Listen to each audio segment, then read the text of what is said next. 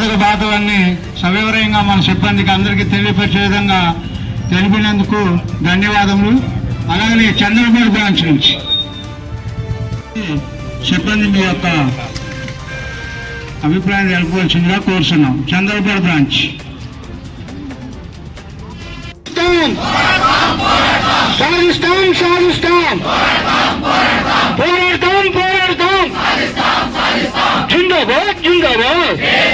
కలిపి బ్రాంచ్ దగ్గర ధర్నా చేస్తా ఉన్నాం. ఈ ధర్నా కార్యక్రమానికి సహకరించిన మీ అందరూ కూడా ధన్యవాదాలు తెలియజేస్తూ మరి అమలు చేయాలి 36 జీవోలు వెంటనే, అమలు చేయాలి 36 జీవోలు వెంటనే, రద్దు చేయాలి గూటంలో ఉన్న జీతాలను, రద్దు చేయాలి గూటంలో ఉన్న జీతాలను. బాగల్ ప్యాక్స్ నుంచి బాగల్ ప్యాక్స్ ఎంప్లాయ్గా మాట్లాడుతున్నాను. మేము ఈ నిరవధిక సమ్మె ప్రారంభించడానికి కారణం మేము గత 2 నెలలుగా కూడా ఈ సమ్మెలు దఫదఫాల వారీగా సమ్మెలు నిర్వహిస్తూ ఉన్నాము.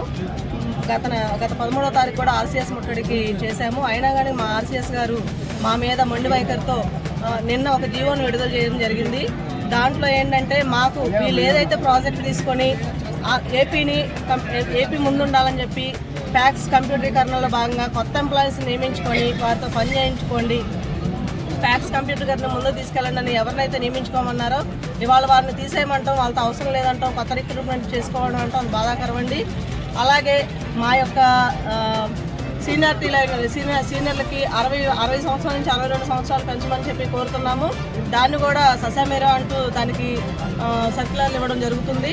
అలాగే 36 జీవో ప్రకారం కూడా మాకు అమలు చేయాల్సిన కొన్ని పనులని ఆటంకాలు తీసుకొస్తూ దాంట్లో కొన్ని మార్పు చేర్పులు చేస్తూ మాకు తగినట్టుగా కాకుండా వాళ్ళకి ఉపయోగపడే తరంగా ఉన్నవి. అందువల్ల మేమేంటంటే కంటిన్యూషన్గా